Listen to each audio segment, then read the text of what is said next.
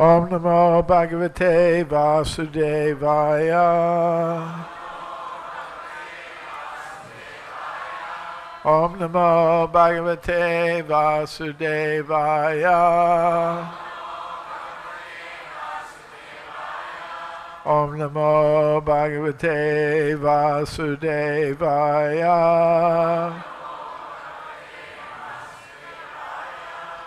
Srimad Bhagavatam, Canto 10, Chapter 8, Lord Krishna shows the universal form. Text 42. Aham Mamasa Patir Esha Me Suto Vrajeshvarya Kila Vitapa Sati Gopyash Cha Gopa Saha Godanash Cha Me Yan Maya Ye Taiva Tetam Maya Ye Tam Kumati Sa Me Gatahi Ahamamasa Pater Esha Me Suto Vajeshraya Akila Vita Pasati Gopyascha Gopan Saha Godanascha Me Yan Maya Ye Tam Kumati Same Gati Ahamamasa Pateresha Me Suto Vajeshrasya Kilavita Pasati Gopyascha Gopa Saha Godanascha Me Yan Maya Ye Tam Kumati Same Gati Ahamamasa Patiresha Me Suto Vajeshrasya Kilavita Pasati Gopyascha Gopa Saha Godanascha Me Yan Maya Ye Tam Kumati Same Gatihi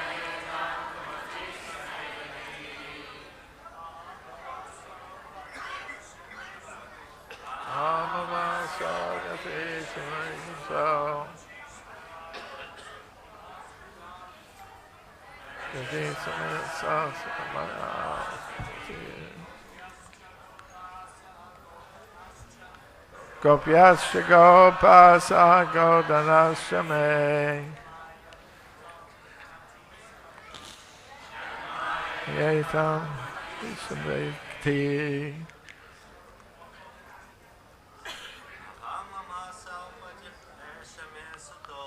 Amamasa Patresha Me Suto Vajeshra Sakila Vitapasati Hachachka Me Yan Me Tam Kumati Same Gati Ahamamasa Patresha Me Suto Vajeshra Sakila Vitapasahi Gopyascha Gopa Saha Godanascha Me Yan Me Tam Kumati Same Gati Vaishnavis Amamasa Gatresha Me Suto Vajrasarakila Vitapasahi.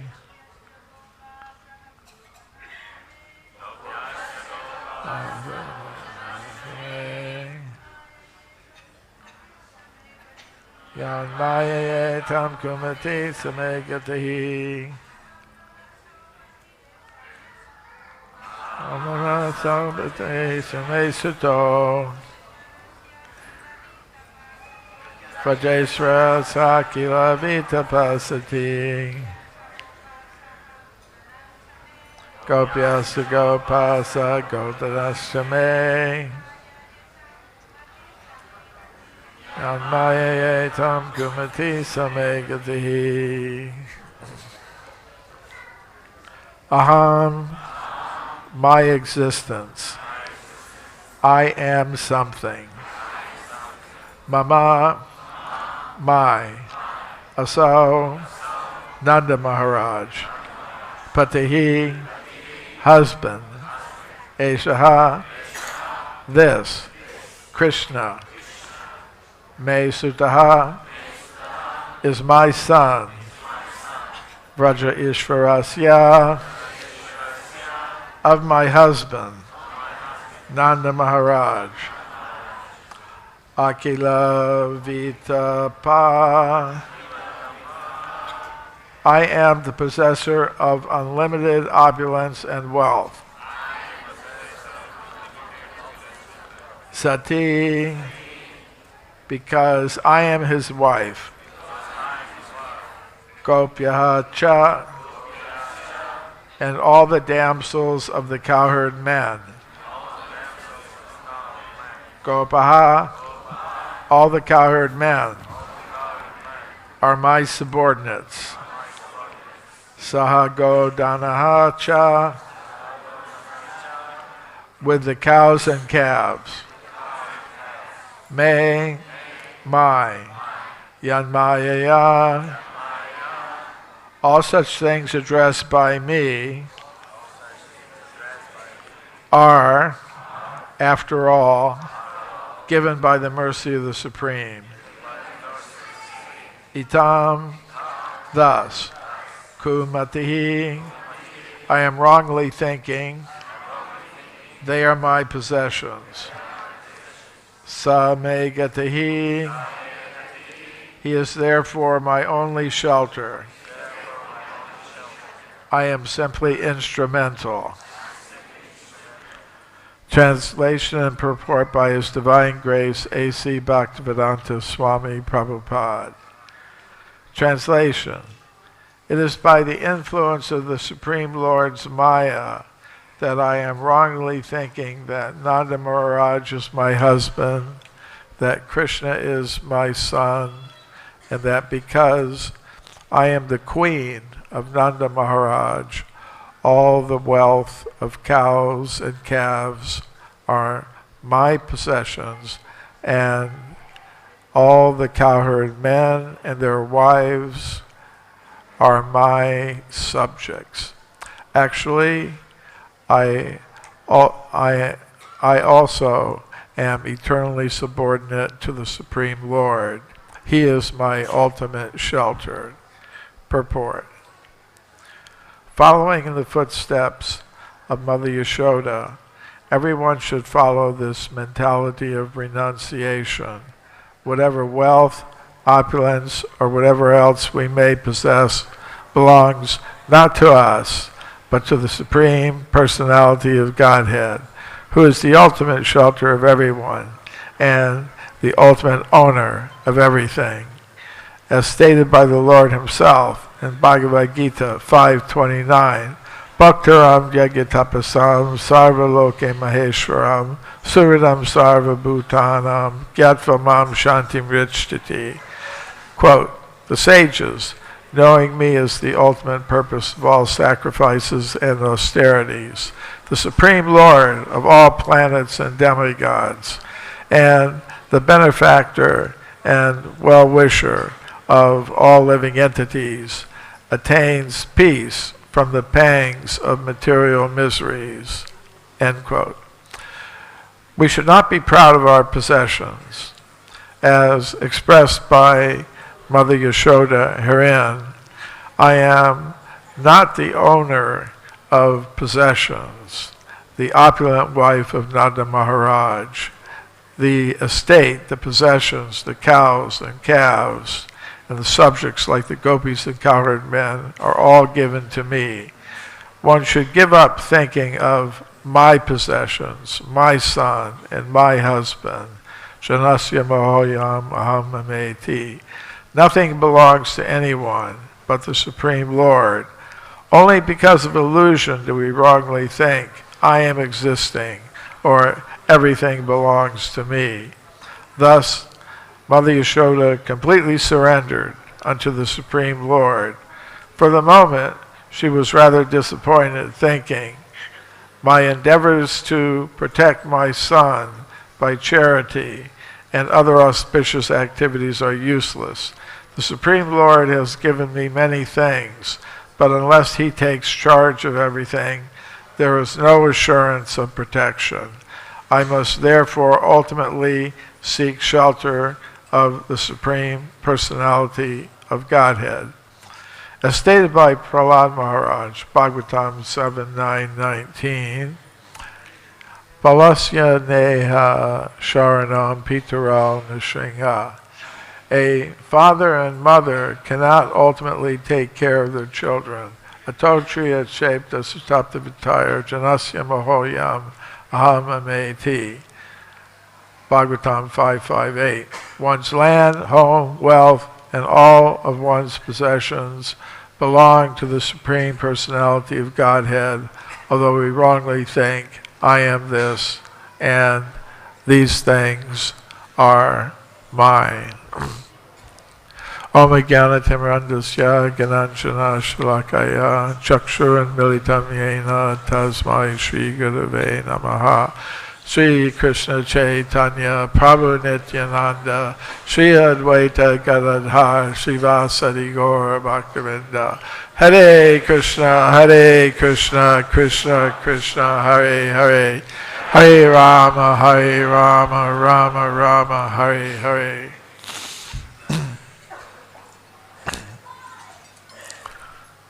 So, in this verse and purport by Srila Prabhupada, we are learning that we should not be thinking of ourselves in terms of I and mine. And he makes specific reference to a verse from the 5th canto of the Srimad Bhagavatam. Pumsastriya mituri bhavametam tayor mito hridaya grantamahu ahogriya setra susapta vitaya janasya mohoyam aham mameti. So, that says, in this material world, there's naturally some attraction between the male and the female. And when they come together, there's a tight knot tied in the heart. And from that point on, one requires to think in terms of relatives, children, bank balance, society, friendship. So many things one has to consider in terms of aham, I, and mama, mine. So, and we tend to think like that.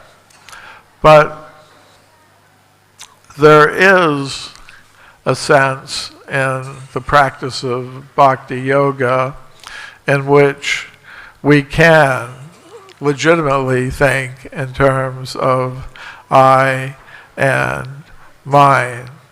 So there was a time when Srila Prabhupada in 1968 was giving a Srimad Bhagavatam class in Montreal about a verse from the 7th canto where Prahlad Maharaj, little boy, is offering his prayers to Lord Nrsingadev.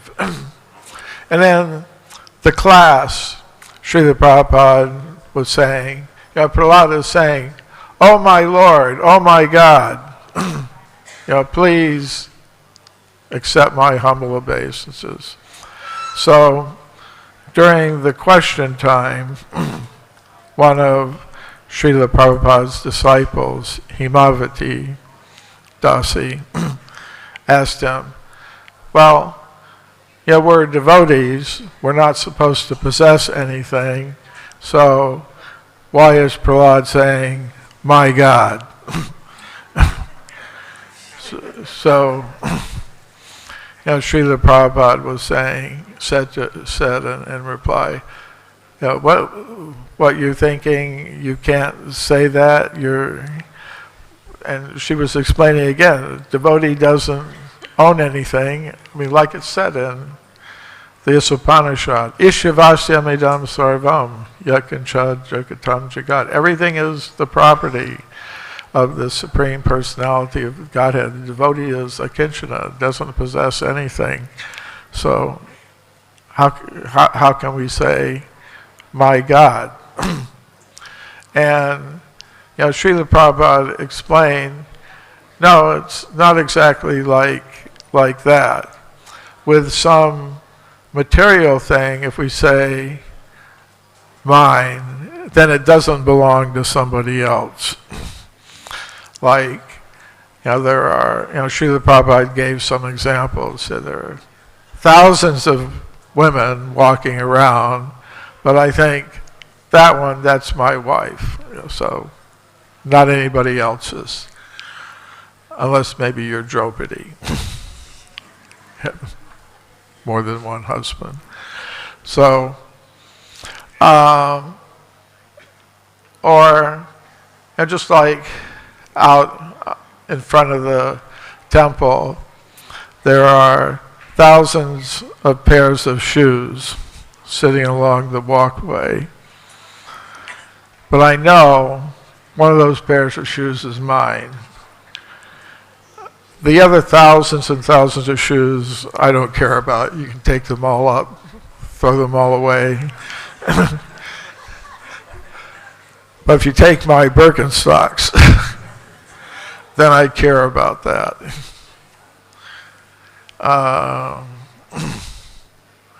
In San Diego, I have one devotee friend, Dravida Das, and I went to visit him once, and there was another brahmachari also visiting him, and outside his door there were 2 pairs of these plastic Birkenstocks just like mine, exactly the same model, exactly the same size. So what are the chances of that? But anyways, I thought there's going to be trouble at this temple. But point is, Srila Prabhupada was saying, we have that in the material sense. We think, if this is mine, then it's not yours. It's mine, not anybody else's. But he said Krishna's not like that. Krishna belongs to everyone. So one devotee can say Krishna is mine, and another devotee can also say Krishna is mine. So he asked him, "Now, do you understand?" He said, "Yes, now that you've explained it like that, I can understand how Krishna belongs to everyone, so anyone could say Krishna is mine." So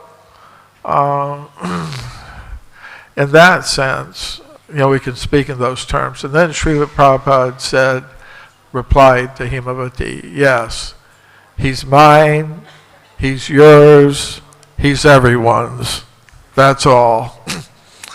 So sometimes people are looking for an acharya's Mahavakya, his great saying that summarizes all his work. So I thought that's really pretty amazing. Srila Prabhupada is saying, Krishna is mine, he's yours, he's everyone's, that's all.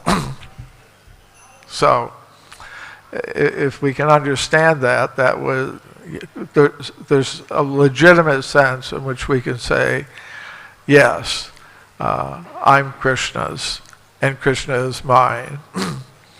And Krishna himself states that in the Bhagavad Gita, Ye bhajanti tu mam bhaktya, maiti te shrutyapyaham. Says, I am the devotees and the devotees are mine.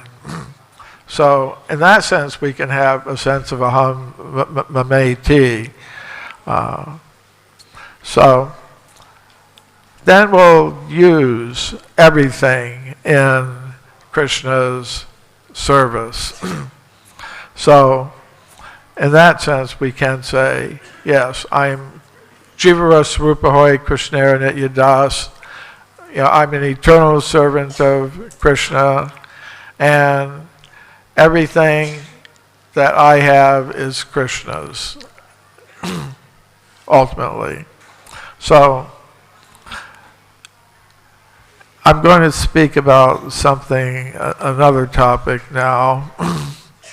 And here in this chapter of the Srimad Bhagavatam, Mother Yashoda has just witnessed something very amazing. Krishna's cowherd friends had come to him and say, Krishna's eating dirt. So Yashoda calls Krishna over. I hear you've been eating dirt. No, my friends, they're just angry with me. They're saying all these things about me. And Yashoda said, all right, just open your mouth, let me look.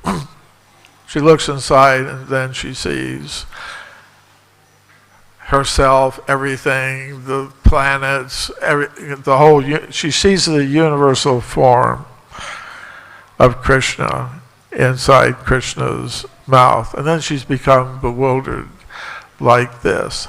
And although normally, she's just thinking of Krishna as her child, in this instant, she realizes, God, Supreme Personality of Godhead, source of everything. So she becomes a little bit bewildered.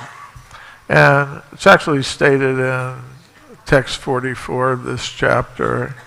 Srila Prabhupada directly says she was seeing the universal form of Krishna within Krishna's mouth.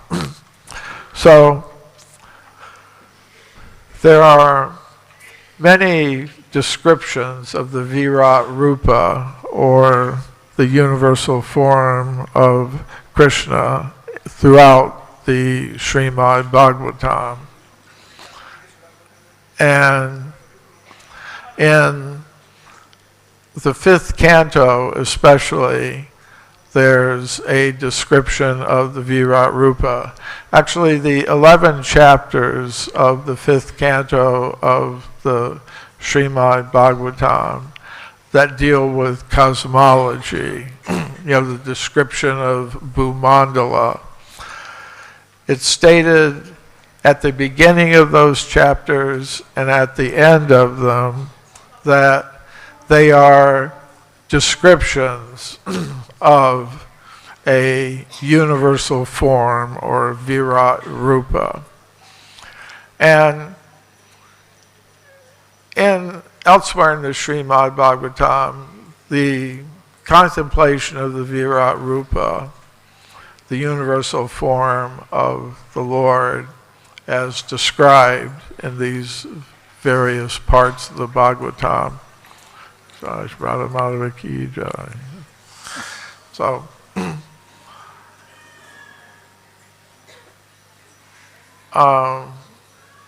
So there are different kinds of descriptions or accounts of the Virat Rupa given in the Srimad Bhagavatam and the other Vedic literatures. One type is the type we see here. I've noticed this myself when I've looked at these different descriptions.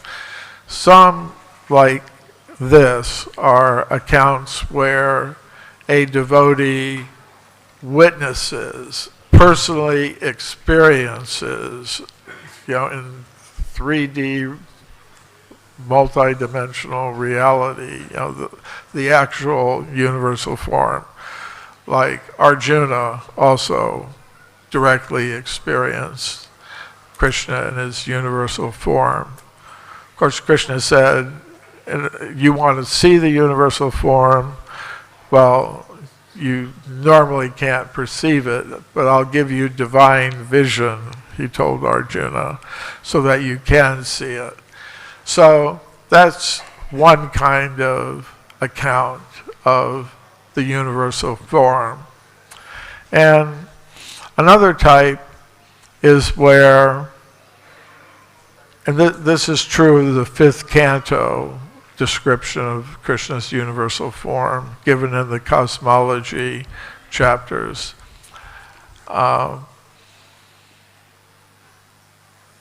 Sukadeva Goswami explains to Maharaj Parikshit,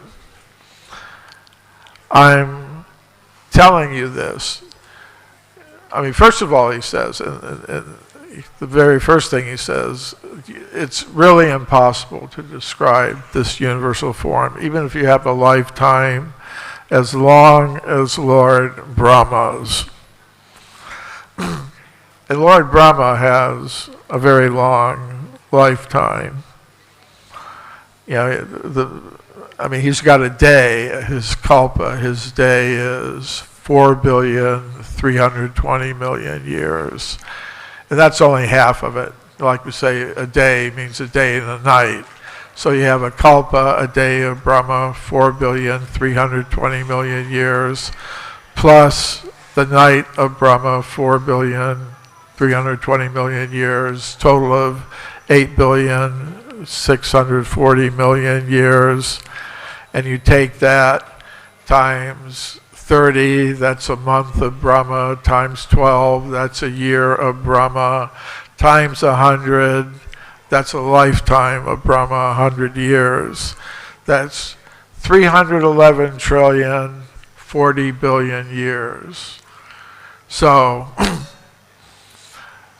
Sukadeva Goswami is saying, even if you live for 311 trillion years, you really couldn't figure it out. You really could not. So, what to speak of a Bhagavatam class, an hour. I don't think we'll figure it out entirely. But he said, even so, he tells Parikshit Maharaj, I will try to explain it to you. And so what is his Sukadeva Goswami's source? And he says, Yatopadesham upavarnitam. He says, I will describe it as I have heard it from authorities. So that's the kind of Virat Rupa account that's found in the Srimad Bhagavatam. And then I've noticed there's a third kind where we're invited to imagine, that, the mountains are the bones of the Lord and so on, and rivers are his veins and things like that. So, in the Srimad Bhagavatam, we're being given that the kind of description that comes from authoritative sources. And we have to keep in mind the purpose of the Srimad Bhagavatam and the Srimad, the purpose of the universal form descriptions in the Srimad Bhagavatam. We have to keep that in mind. What is the purpose of these Virat Rupa descriptions? They're called the first step in God realization. So they are meant to be a step towards perceiving the original form of Krishna for the average person, who's been bewildered by so many atheistic and materialistic ideas. And this is directly stated in the verses of the Bhagavatam in the last of the cosmology chapters, at the end of the description of the Virat Rupa. And just so I get it exactly right, I wrote down the exact translations that Srila Prabhupada gives of these verses. So in 5th Canto, chapter 26, text 38, Shukadeva Goswami is saying, if one reads the description of the external form of the Lord with great attention, or if one hears about it or explains it to others to propagate Bhagavat Dharma or Krishna consciousness, his faith and devotion in spiritual consciousness, Krishna consciousness, will gradually increase. So, in the Temple of Vedic Planetarium, that is what Srila Prabhupada wanted to do. He wanted to present the world with an account of this Virat Rupa, universal form of the Lord, as it's described in the 5th canto of the Srimad Bhagavatam, as part of his effort to introduce Bhagavat Dharma, Krishna consciousness to the world.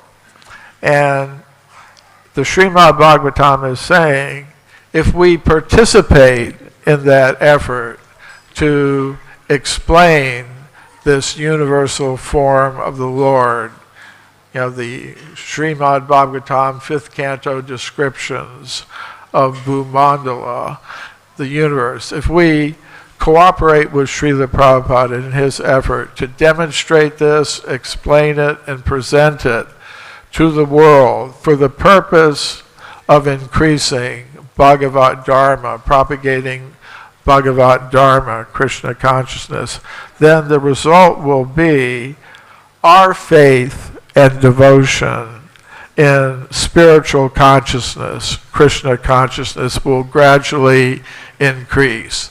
That's the direct statement that's made at the end of the 5th canto cosmology chapters by Shukadeva Goswami. And Shukadeva Goswami further says there, and again I'm reading, this is Srila Prabhupada's translation of this verse, text 39 from chapter 26.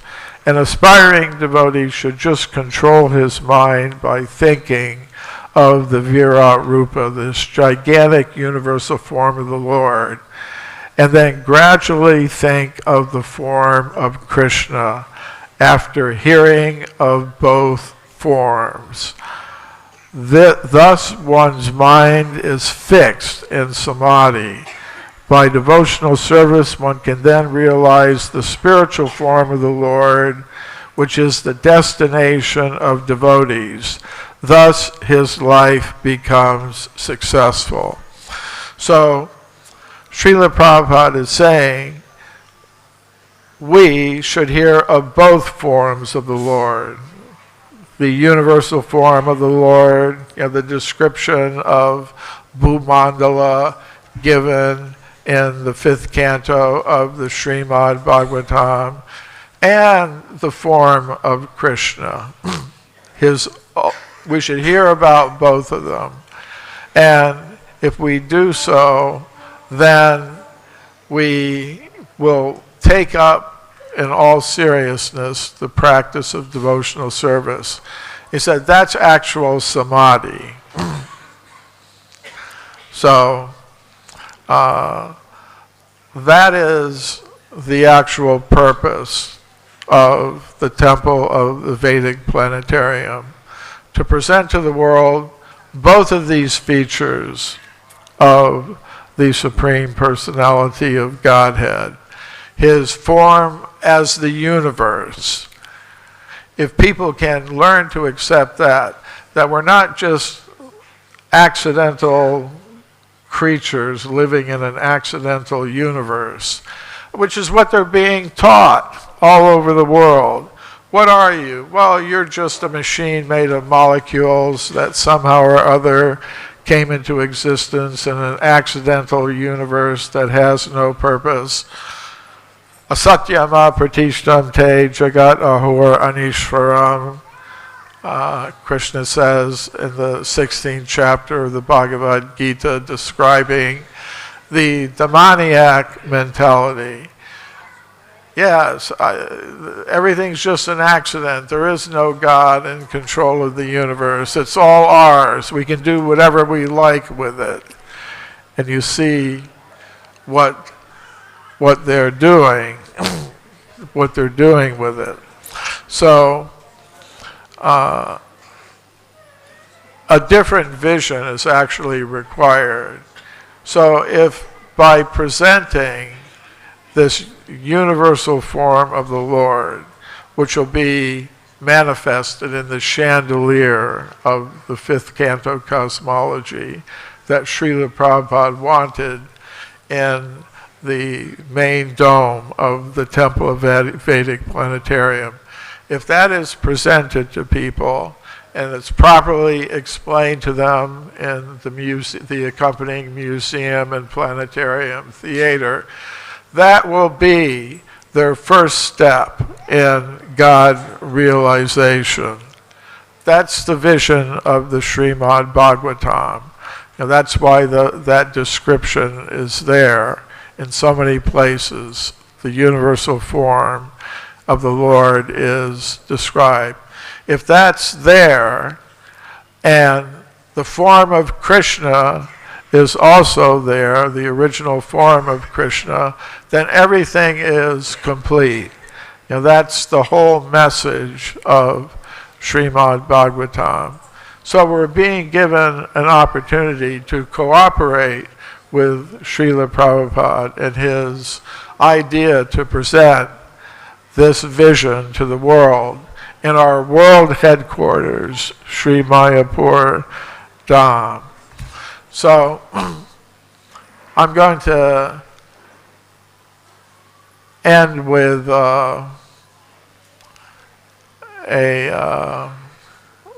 there's a verse in the first canto of the Srimad Bhagavatam where it's stated, Yat Uttama Shloka Gunanuvarnanam.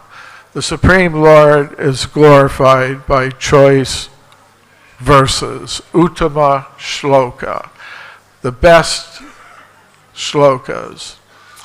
And in his purport to that verse, Srila Prabhupada says that scientific research engaged in the service of the Supreme Personality of Godhead is factually Hari Kirtan. So, devotees who have dedicated their lives to presenting God consciousness, Krishna consciousness through scientific work are actually engaged in a form of Hari Kirtan. So we're having the Kirtan Mela. So this is another type. The effort that's going into the Temple of Vedic Planetarium to fulfill Srila Prabhupada's desire to present this vision to the world is a kind of Hari Kirtan as well. So I wanted to leave some time for questions, if there are any.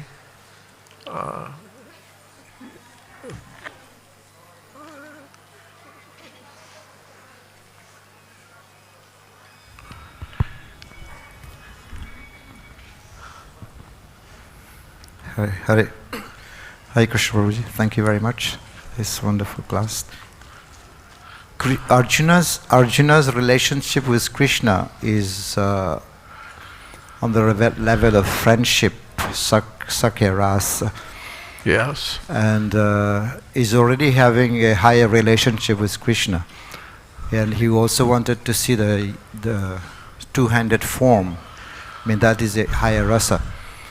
But giving this, Krishna said, I'm giving you the divine vision so that you can see that universal form. But that vision, I mean, I heard that Vishwanath Chakravarti Thakur explained, is not an upgrade vision, it is a downgrade.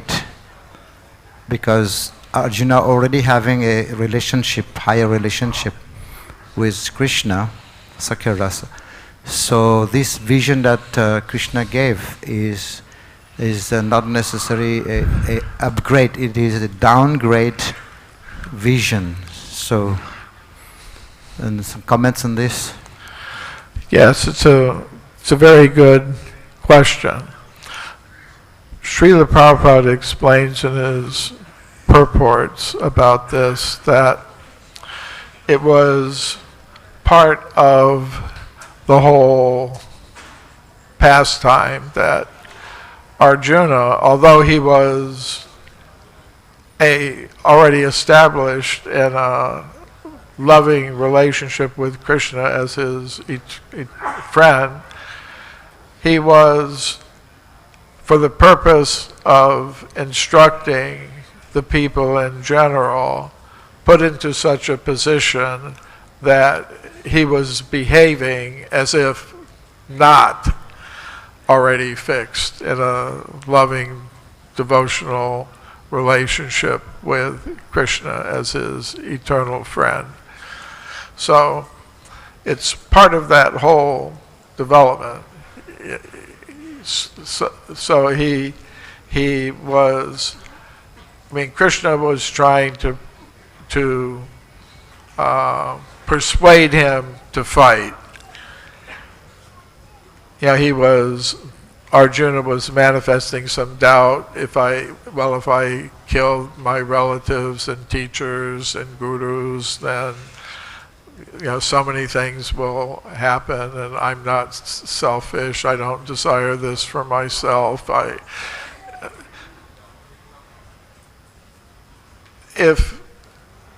So you could also say that whole thing seems incompatible with his real status. But in terms of the situation that Krishna wanted to create to instruct others so that the message of Bhagavad Gita would be spoken, I can see how it makes sense. And in the specific vision of the universal form that was revealed to Arjuna on the battlefield of Kurukshetra, he saw some very specific things where Krishna was trying to persuade him, you should just do your duty. He saw all the Kuru soldiers and warriors of the Kuru dynasty entering into the mouths of death and destruction, that Krishna was displaying. So you could say it was more, Krishna was saying, Kalosmi Lokachaya Krit, time I am, destroyer of everything. So they're going to be destroyed. These people that you care about, they're going to be destroyed by me in any case. So you might as well just do it, just be an instrument. So that was part of the whole effort there. It's when you get into deeply analyzing these descriptions of the universal form, you can see they're displayed to certain devotees for specific reasons that fit within the whole picture, but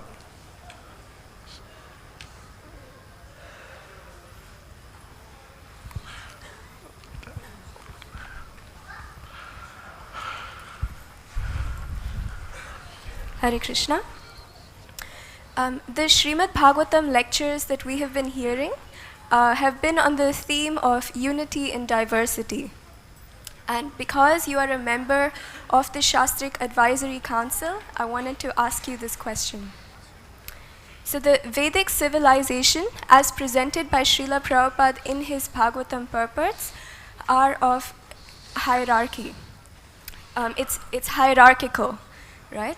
And when Prabhupada speaks about Devi Varnashram in the future, he did not want us to use terms like Brahmana, Vaishnava, or Kshatriya, Vaishnava. He wanted us all to be referred as Vaishnavas. And Krishnadas Kaviraj Goswami, who is an eternal associate of the Lord, when he speaks about the intimate associates of Lord Chaitanya, he says 3.5 associates, right? So there is Ardha Jana he uses to refer to a woman, that is half a person. So on one hand, Prabhupada says that everybody should be referred to as a Vaishnava, and Krishnadas Kaviraj Goswami, who is an eternal associate of the Lord, in the most important book, Chaitanya Charitamrita, when he's referring to 4 other eternal associates of the Lord. Is there a question here? Yes. The question is that, this classification is there while Prabhupada says this. Now, I know that both Prabhupada and Krishnadas Kaviraj Goswami, both of them are right. But how do we reconcile this? How do we understand how they're both right? Both right. One says, explain to me, one says what and the other says what?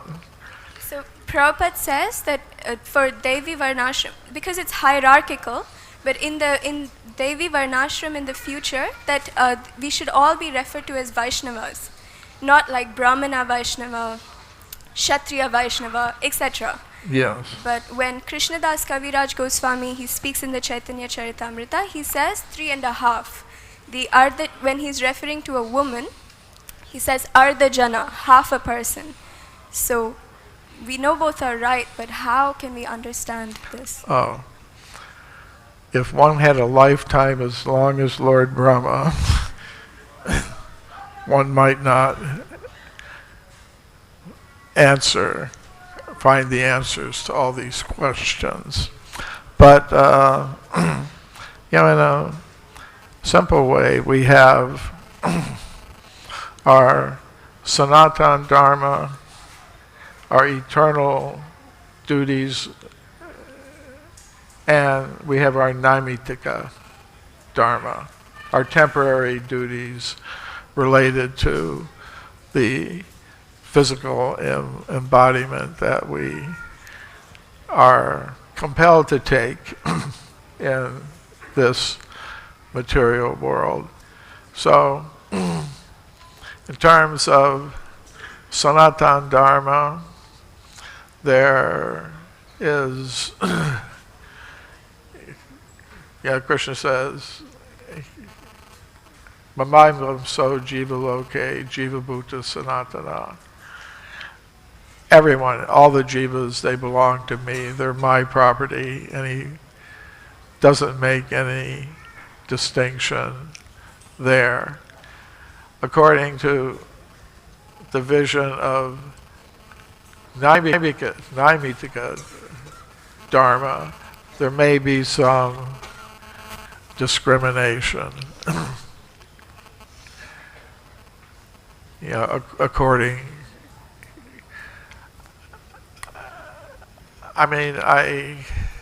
Although we're all spirit souls and all equal, still, if I see there's the man's toilet, the woman's toilet,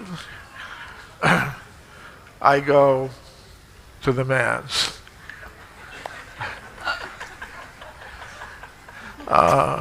So, on one level you could say, well, that's discrimination, but on another level, I mean, in terms of Sanatana Dharma, the eternal function of the soul,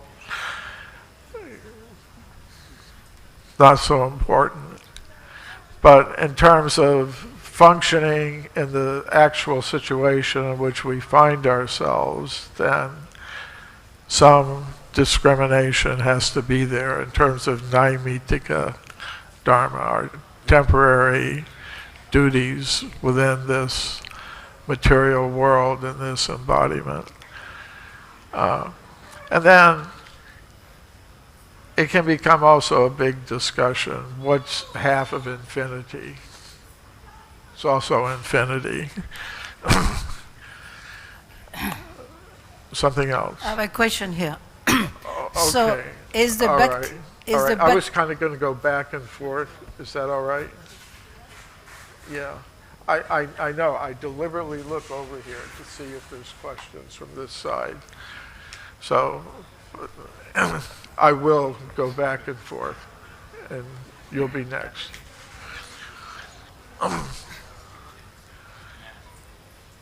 Who had their...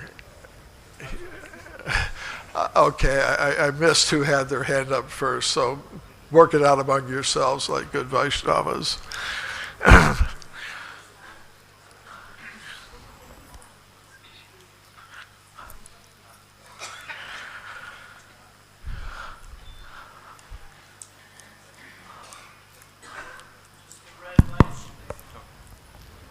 Hare Krishna. Prabhu, I wanted to ask you about the Virat Rupa. I have heard from devotees that actually reading about studying is more difficult for us, is more austere, like in the second canto, elaborate description and so on. Is because by understanding the nature of this world that is made in such a sophisticated way, and in this way we are realizing what Krishna made for us in order to forget him, because we desired it. Therefore, we are realizing this, and it's painful for us. If you can comment on this. I'm not sure I completely understand the question. It's like it's more a comment, and if you can elaborate on a comment, that Krishna made the material world for us, and for us, when we are studying creation, the Virat Rupa, is difficult, is austere, because we are realizing the sophisticated world that Krishna made for us in order to forget him. It may be difficult. The question is, it's difficult for us to read these descriptions of the universal form. So how can that be explained? And one way to explain it is because we're so accustomed to think everything in terms of I and mine, when we're confronted with the idea that it's actually not mine, it belongs to somebody else, which means it's not available for my sense gratification, that's difficult for us to accept. And that may explain why we find it difficult to do that, read that. So is the Bhaktivedanta Institute or the BBT planning to print another version of the Origin magazine? So the current devotees, the common devotees who don't know much about science, can explain or defeat the current scientific theories. So yes, the answer to your question is yes. There is a new generation of devotee scientists who are stepping forward as the older generation disappears, and they are working at this moment with the BBT to produce such a publication. So 9 o'clock, enjoy your prasadam. Hare Krishna.